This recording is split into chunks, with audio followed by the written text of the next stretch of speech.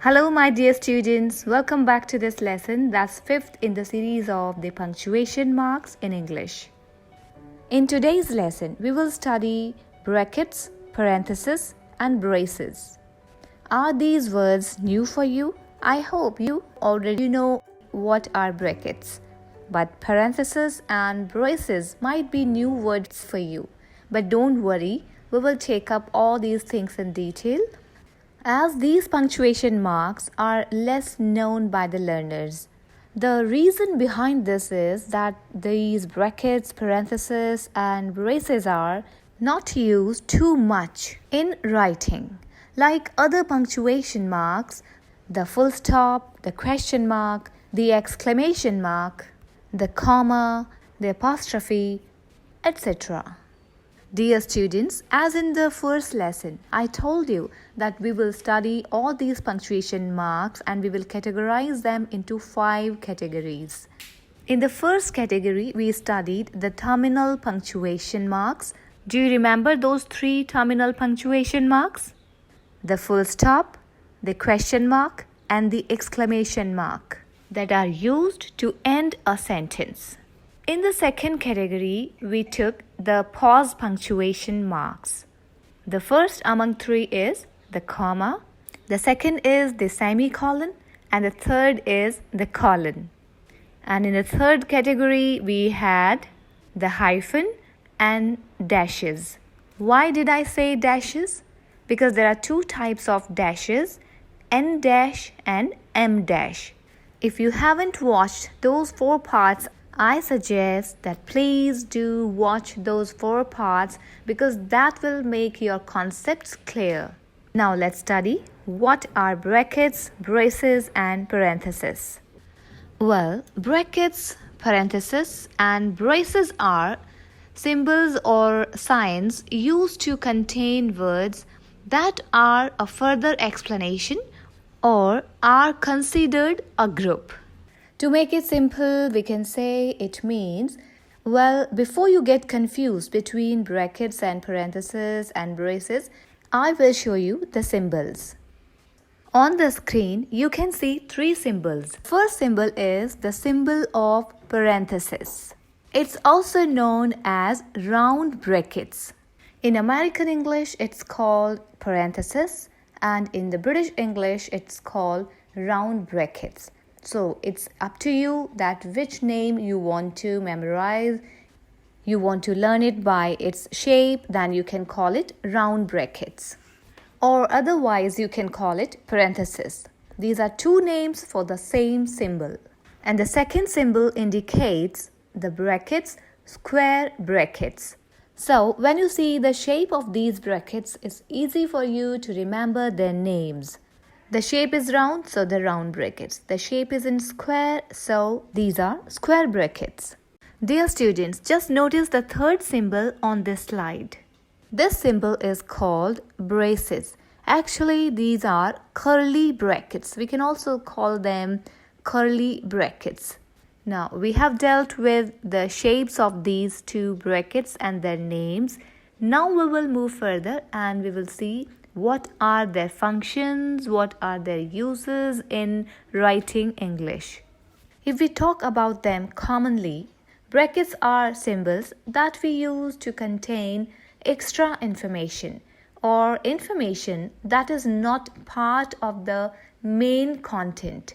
As I told you recently that brackets always come in pairs, means you cannot use just one bracket. You need to use a pair of bracket in a sentence. To be more precise, we can say an opening bracket before the extra information and a closing bracket after it. So this is something very common about these brackets, that they are used to provide extra information or additional information, the information which can be removed from the sentence and its meaning will not be changed. Okay, let's first take up round brackets or parentheses. Round brackets are basically used to add extra information to a sentence. Please look at these examples. These examples would tell you what are particular uses of brackets. The first example is Tony Blair, the former British Prime Minister, resigned from office in 2007. Just notice the words within the brackets, the former British Prime Minister. And these words are giving information or clarifying the person, Tony Blair. In the second example, please leave your mobile telephones at the door. Just notice that S is written within brackets. Here, the use of these brackets indicate that plural or singular. It might be plural, it might be singular. So it's used to indicate plural or singular. If you want to say that that thing may be plural or singular at the same time, then you can write down that S or ES that we use to make the word plural within brackets. Now let's take up the third example. Many people love parties. I don't. Sometimes these brackets are used to add a personal comment. The short sentence, I don't, it's written within brackets. Yes, we can use a dash also before that, but you can use the brackets also if the sentence is not very long. For longer sentences or phrases which are providing extra information about that sentence, about that thing, about that matter, then we use the dash. The brackets are generally used for shorter ones. Now let's take up the fourth example. The matter will be decided by the IOC within brackets, International Olympic Committee.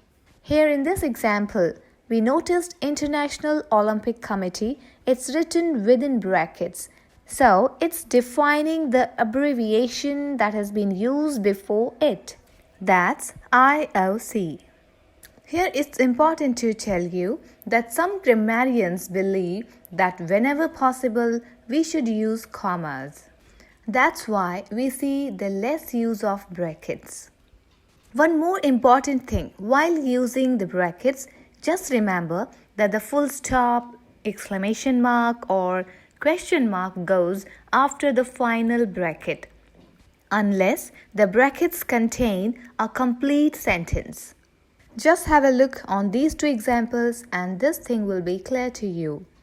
My car is in the drive, bracket opens, with the window open, bracket closed, full stop. As these words within the brackets, they are not a complete sentence, so the full stop is used after the bracket closed. In the second example, I just had an accident with our new car, full stop. Shh, my husband doesn't know yet, full stop, bracket closed. In this example, this complete sentence is written within the brackets, so full stop is written before the bracket closed. Now let's take up the next symbol, square brackets. In British English, it's known as the square brackets, and in the American English, it's called brackets. Now what's the use of these square brackets?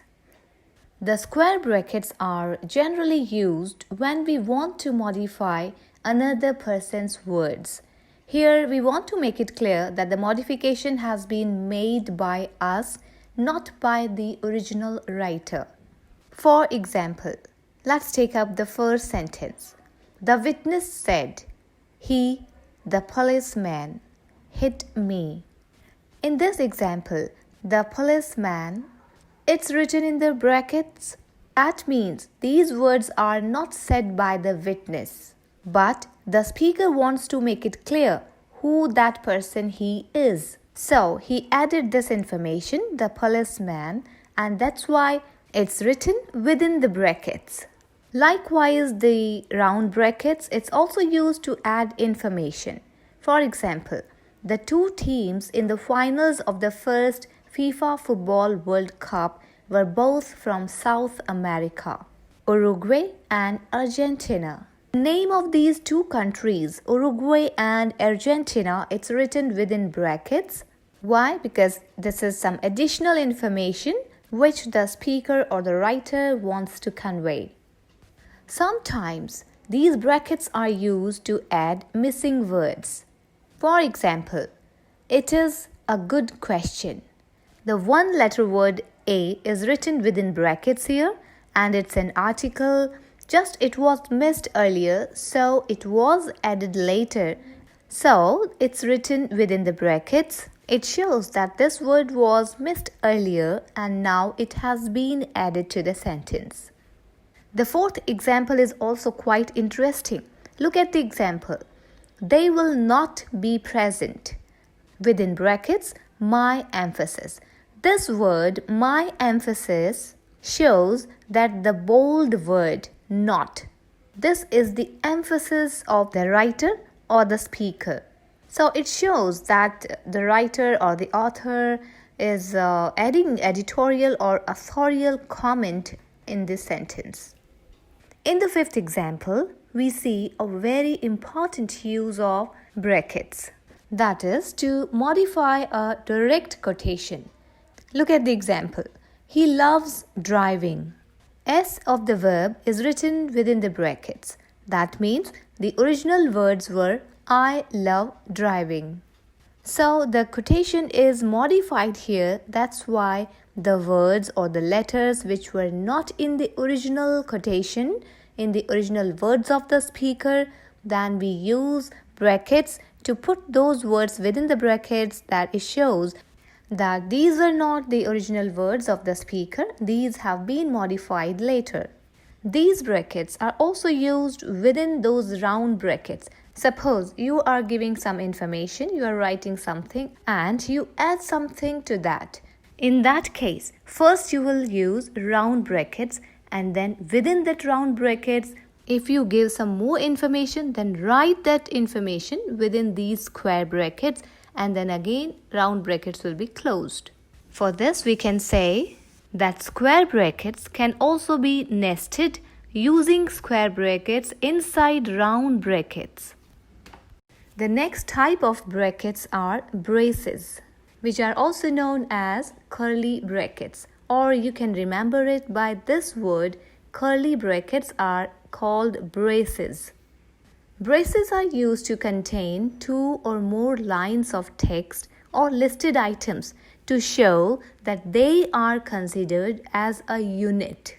But they are not commonplace in most of the writings, but can be seen in computer programming to show what should be contained within the same lines. They can be used in mathematical expressions. For example, 2 braces 1 plus brackets 23 minus 3 bracket closed braces closed is equal to x. So dear students, now we will wind up this lesson. So it's time to revise what we have studied in this lesson. This lesson introduced you 3 types of punctuation marks: brackets, that's also known as square brackets; parentheses, that's known as round brackets in British English; and the last symbol of this lesson is braces, that's known as curly brackets. So bye for now. See you in the next lesson. Thank you for joining. Happy learning.